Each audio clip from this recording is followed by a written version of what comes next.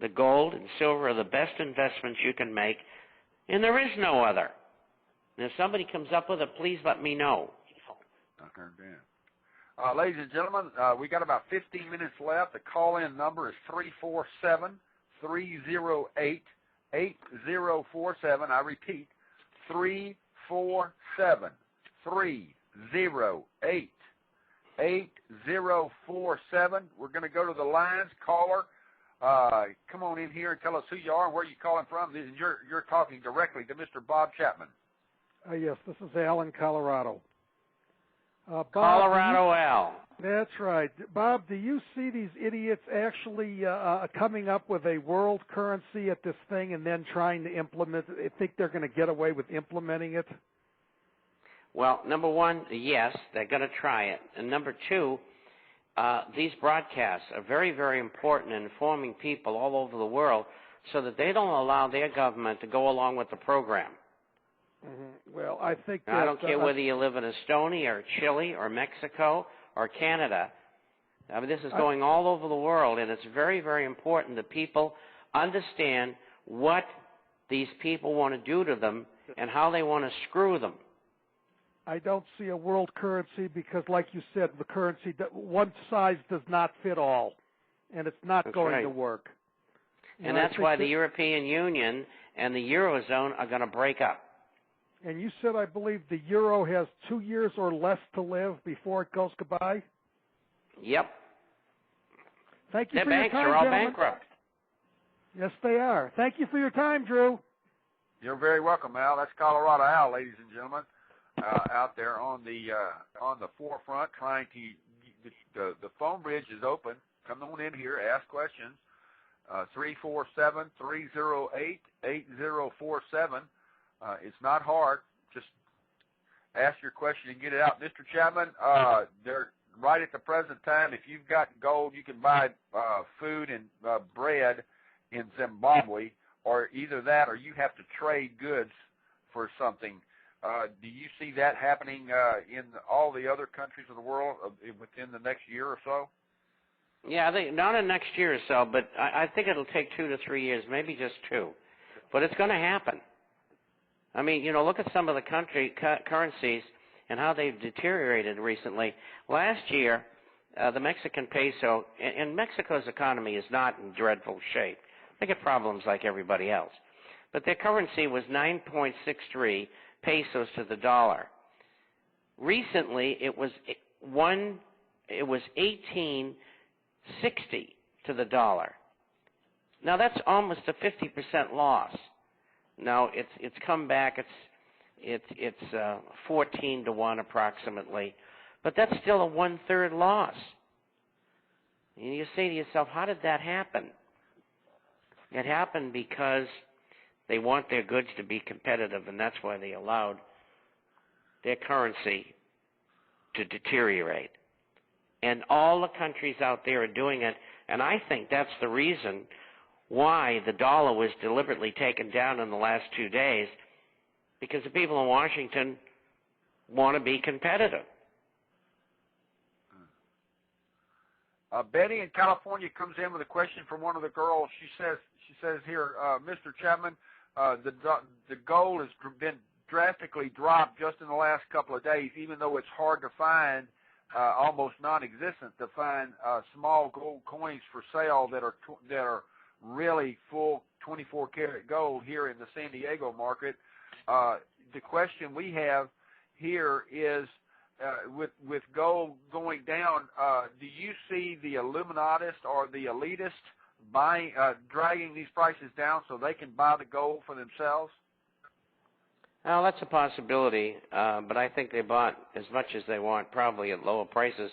Last week, central banks in Europe, one of them was buying, which offset the selling by another central bank. That hasn't happened in 10 years. That might signal that there's disgruntlement among the bankers, so to speak. And incidentally, yesterday, gold got down as low as $8.82 during the day, and it closed at $9.59. We'll say $9.60 today. So you're looking at a swing of about $80 in 2 days. And I keep on telling people that swings of $50 to $200 a day in the price of gold will become commonplace. So get ready. You got to get your gold shares, because that's the only place that I know of to be, and I've been doing this 50 years. Mr. Chapman, do you see that everything about that is going on around us right now as a spiritual prophecy about concerning the Luciferian New World Order is almost here, and it's almost coming together, and that it will collapse all in one day? Could be. I am not a fundi on that. I'm not an expert on that. Most of my work is in other areas, but it could very well be.